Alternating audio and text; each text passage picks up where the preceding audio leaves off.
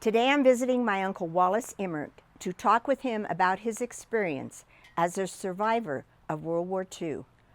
During the war, as a B-17 pilot, he was seriously wounded in the skies over Europe.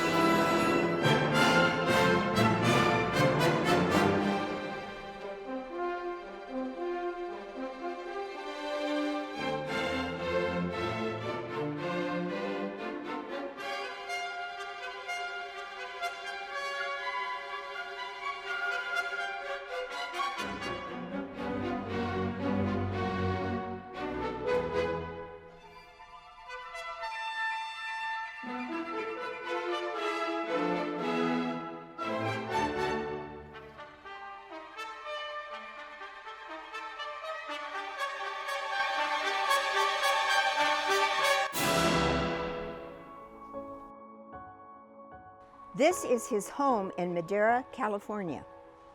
Uncle Wallace, who is now 98 years old, has lived in Madera since his birth in 1915.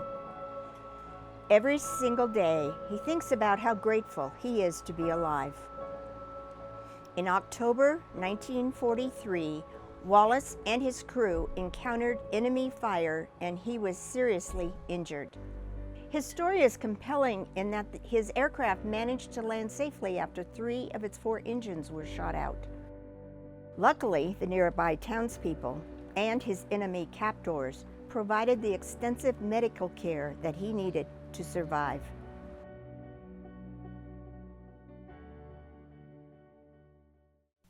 How you doing today?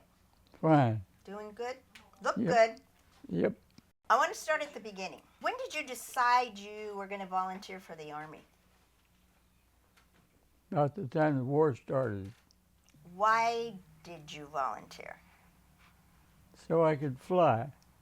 Did you find learning to fly difficult, or was it pretty easy for you? It was all right.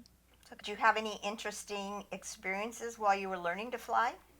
Yeah, I hit a fence down in Tulare when I was in the, What plane were you in? I don't remember what it Oh, was. okay. It was the primary flight training plane. What happened when you hit the fence? Oh, they came and got me and put me in the hospital for overnight. Just a matter of principle. Oh, did you destroy the plane? Oh, no. Oh. Oh, no. Well, it was still sitting there. Wallace began his initial pilot training on a PT-17 Stearman in Tulare, California. Wallace wrote to his parents, "The big splash of the day is that yours truly soloed this morning. There is quite a thrill in taking that baby up by yourself. You never know when it is going to come until the instructor climbs out, shakes your hand, and says that he is tired of riding with you, so you might as well just take it alone." After receiving his wings, Wallace began his training on the B-17 bomber in Paiute, Texas. On March 15, 1943, Wallace wrote to his parents, "This airplane is still the finest of them all, so far as I'm concerned. Imagine climbing aboard and flying up to 5 or 6 miles high in really no time at all."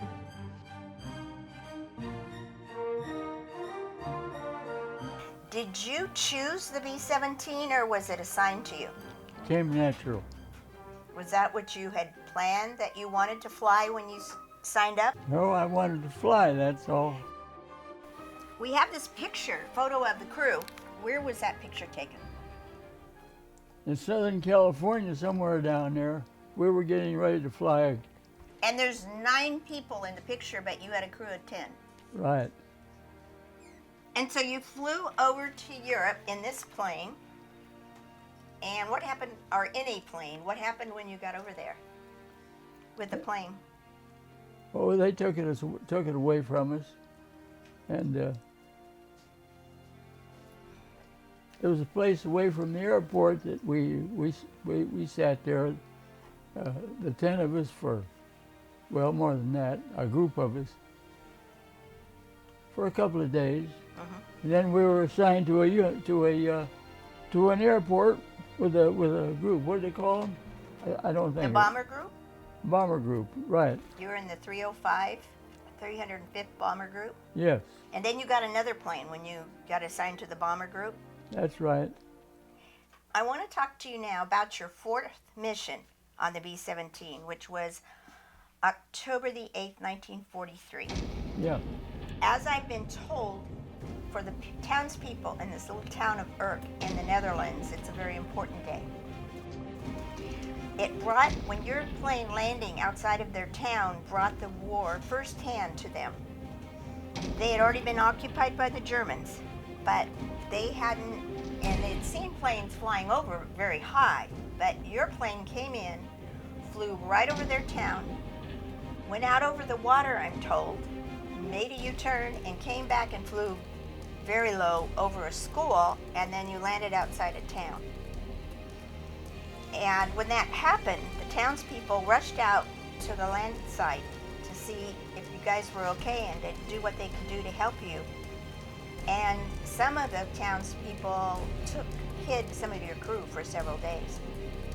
That it's a historic event because it's the first time they saw Americans, it's the first time they actually were close up with pilots and a crew of a craft. And there's still people living today there that remembers as they were children playing in the schoolyard when you flew over that. When you left Wollaston on the 8th of October, did you have an American fighter group with you to protect you when you left, or did you meet them along the way? It was my fourth or fifth mission, whatever, and we saw no fighters protecting us until that mission. We didn't go very far and we didn't do much, but we went in and came out with other bombardiers and went back to England. So this was the across first. the water. Okay, this was the first mission you went in so far into Germany, and so you had fighters with you? Yes. Do you know how close you got to your target of Bremen? No. So you're flying along, heading toward Bremen, then the German fighters show up. Right. Is this the first time you'd encountered German fighters along the way? Yes. Oh, okay. We were coming out. I remember once you and I talked about this about 10 years ago, and you said that most of the time after you were hit, you were unconscious. But I wondered if you had any memories at all what happened from the time you were hit until you landed as you were in the aircraft. Do you remember anything that happened in the aircraft during that time? No, not particularly. I stayed in my seat and flew the plane. I didn't turn it to the co-pilot except occasionally.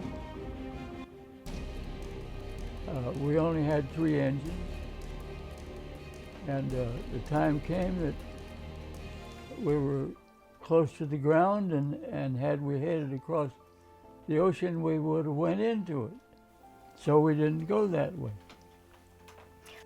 So when Bob Fortman, your co-pilot, landed the plane, were you still in the cockpit next to him in your seat? Of course. Okay. Were you conscious when the plane actually landed? Do you remember landing? Yes. The landing? Okay. I chose to land there, and we landed on the water. It was a river or a creek, whatever, coming in.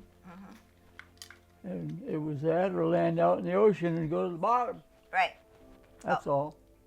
Now, after you landed, I understand that you were taken out and they sort of hid you out in the tall grassy reeds. When you were in Urk, one of the townspeople, one of the Dutch, was helping you as you were going through the town. And before you left the town of Urk and went onto the boat to go to Amsterdam, you had white gloves on from when you were flying the plane. And you took the gloves off and you gave them to this man. Does that sound familiar to you at all? No. Well, there's a man there who said you did that, and he loved them. And he kept them, he ended up in a band, and he wore them in the band when he played. Mm-hmm. Do you remember anything about that? No, not at all. I've heard stories about things that happened afterward. They took me up the creek to the little village. Uh-huh. And out of the village up to an open area beside a building where me and my co-pilot, my tail pilot. Right. And we lay down there, and everybody else, I told them to take off running, and they did. The rest of your crew, you ordered them to leave? That's correct. And they followed your orders? Yeah. When I interviewed you before, you said that you were met by 2 Germans, 3 Dutch, and a doctor. And they came in on a boat, which would have been on a canal, because there were a lot of canals around there. Do you remember anything they said to you or anything they did for you when they arrived? No, it's a little odd. What I remember is I woke up on a boat that it was a German military boat. Mm-hmm. I was down in the below the deck, and I was there on a bed or a bench, and there was a soldier with me, a German soldier. We went to a place and landed, and he and I went out, and we went up and got on went through city streets to the hospital in Amsterdam up at the top. I went up to the I think it's the 4th floor, something like that. Right. In the main Amsterdam hospital in Amsterdam. Right. And there the surgeon took me. The German assistants he had there, just soldiers, they were kind of shitty, and he held them off of me. He was a German surgeon. I never forgot him. He worked on me there. They put me in a room halfway down the hall where there were maybe 8 beds for prisoners of war. And he operated on me and kept me there for, I don't know, 4, 5, 6 days, some such thing. I remember hearing that one of the nurses in the hospital in Amsterdam became a good friend. Yes. Was she your main nurse, the one that helped you the most while you were in the hospital? There were 2. And I put it that way because the Germans caught one of them questioning or being friendly or whatever with somebody like me, and they cut her head off. The other one stayed in, and she traveled from home to Los Angeles to visit a retired, he was a judge from Holland, who was quite famous to her. She got to fly all the way to visit him for a while, and I never forgot that, that's all. They were very nice, and they were good to us in the hospital over there. And she was Dutch? Yes. Do you remember? They used to bring food, and hide it under the bed for us. Such things as that.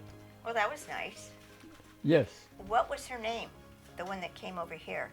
Oh, I don't know anymore. I understand she came here to visit you? Yes. Up at the corner here. Okay. And she had a couple from Los Angeles with her. And they were a little disappointed, I think. They didn't stay long. Oh. And they went back to Los Angeles. I still think of them occasionally. But I heard her name was Elizabeth. I don't know. And from there they put me on a train and took me up through Amsterdam. We went inland to where the train stopped, and they took me out. I don't know. Anyway, there was a bedroom in there. They put me in it on a bed.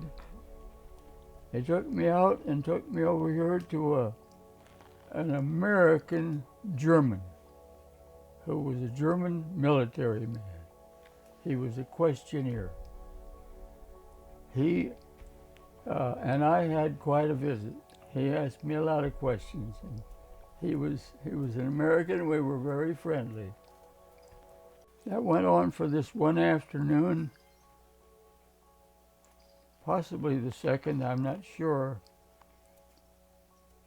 Then I left there and went down and went back to the train station, where I got on a train and went to Obermarsfeld. Obermarsfeld was there was 2 floors up, or 3, 2 I think. Uh-huh. And it was controlled by the Germans, but it was handled in a, there was a German a man in charge of it.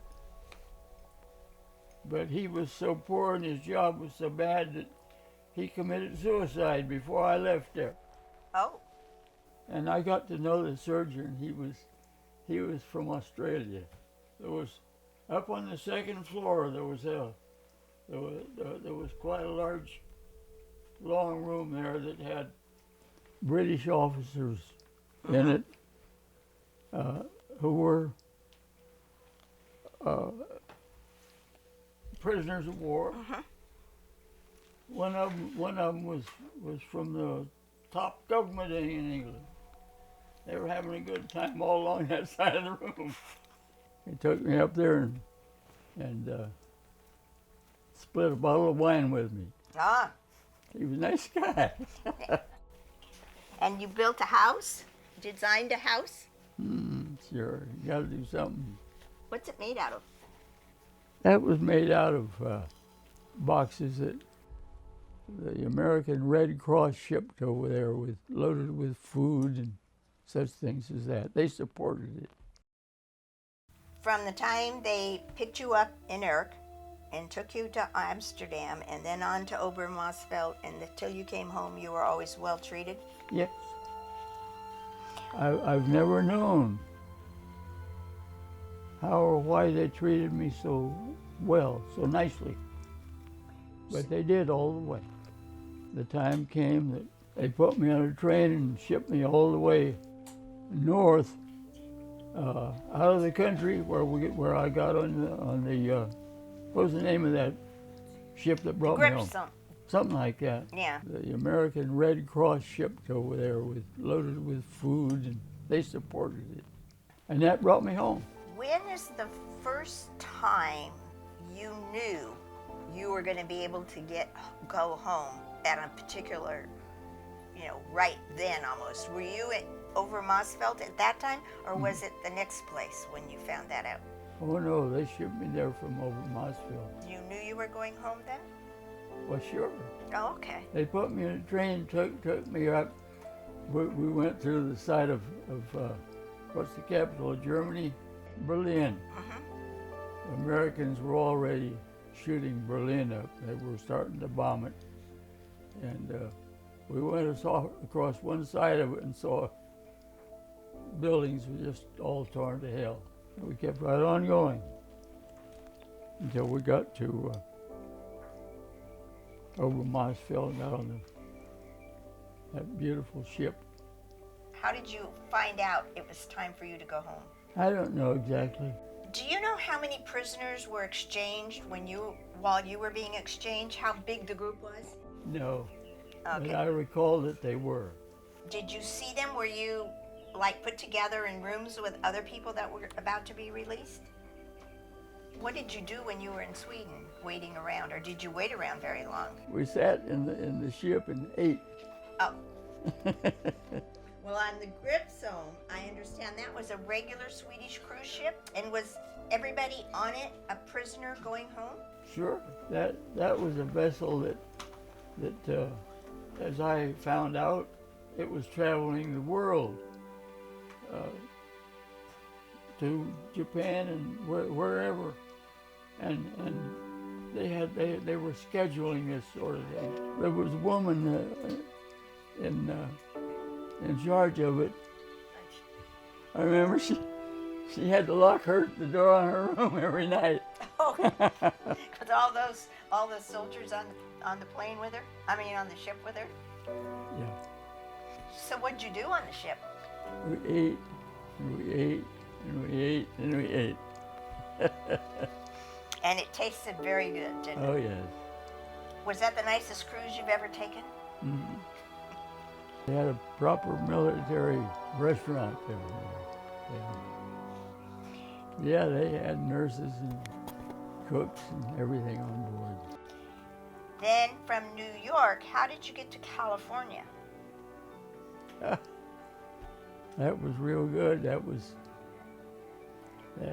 on the train, and sat in the same seat all the way. It was special. I met a guy from Fresno or from Los Angeles, and we sat side by side all the way across from New York. And he later became mayor down there. He was the nicest guy. He stopped by up here at my folks' house a time or two later, and checked in, said hello, and then it was over. It wore out, but it's a good memory I've had. We had seats side by side all the way across. It let me out down here at Palm Springs. Then how did you get to Madera? Hitchhiked. You get to Madera, do they know you're coming? Is there a group of people waiting to meet you? Or did they just drive you up to your parents' house and say, here you are? I don't think of it. I don't know. Do you remember who the first person you saw when you got to Madera? Oh, it felt fine. I mean, there was no problem there. Do you remember what did your mother do or say to you? I don't know. I remember my father put on a nice party up here at the corner in the house. Big party. To welcome his son home. That's what I remember about it. Yeah. People from Madera. Do you remember your friends asking you about the war when you got home, asking you how it was and what you did?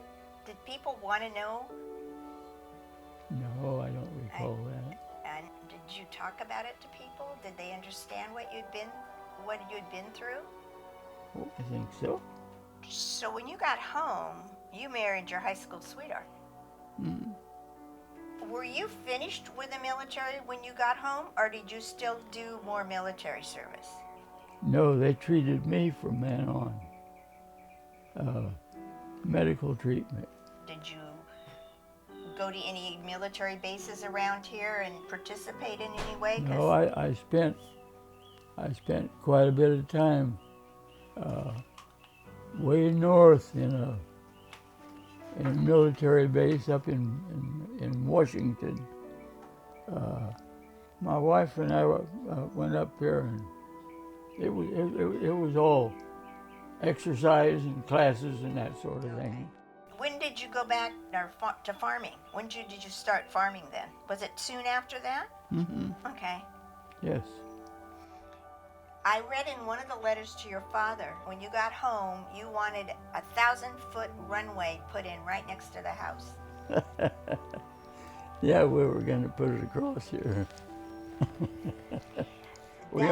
You liked flying. We had this 40 acres, and Mom and Dad lived up at the corner. Yeah, that's where I lived then too. Can you think of any questions I didn't ask that I should have asked? Oh, I think you've done pretty good.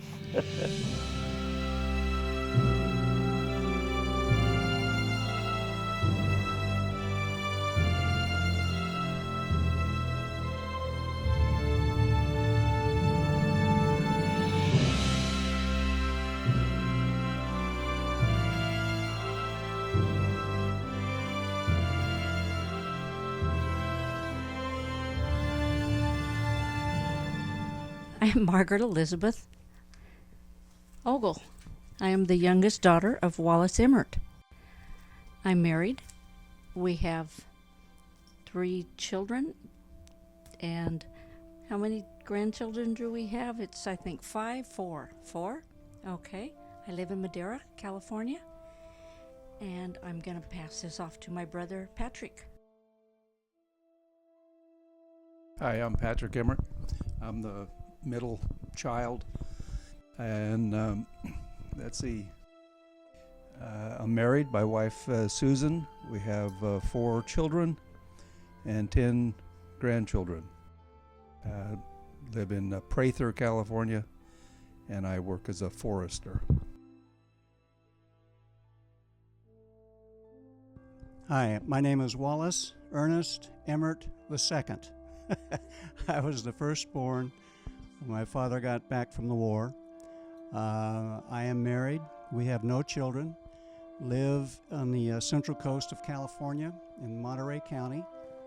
And I want to take the opportunity to first congratulate all of the research you people have done, and what a fabulous effort you've done to keep the information about this, about my father's mission over your country. Thank you very much.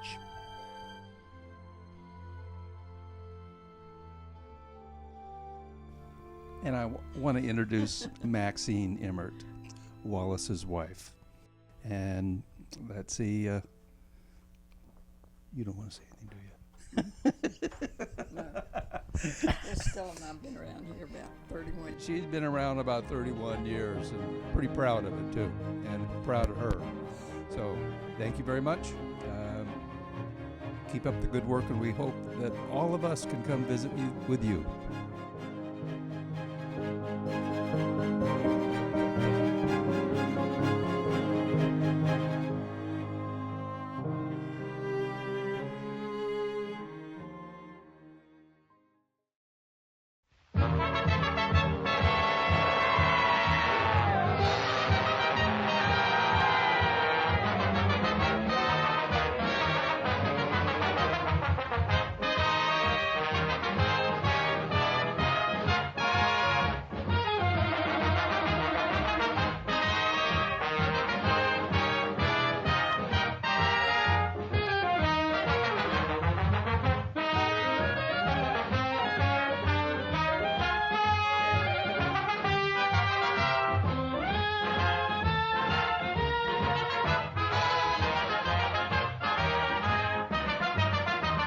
We go into the wild blue yonder, climbing high into the sun. Here they come, zooming to meet our thunder. Adam boys, give her the gun. Down we dive, spouting a flame from under, off with one terrible roar. We live in fame or go down in flame. Boy, nothing can stop the Army Air Corps. If you live to be a gray-haired wonder, keep the nose out of the blue. Flying men guarding a nation's border, we'll be there, followed by more. In echelon, we carry on. Boy, nothing will stop the Army Air Corps.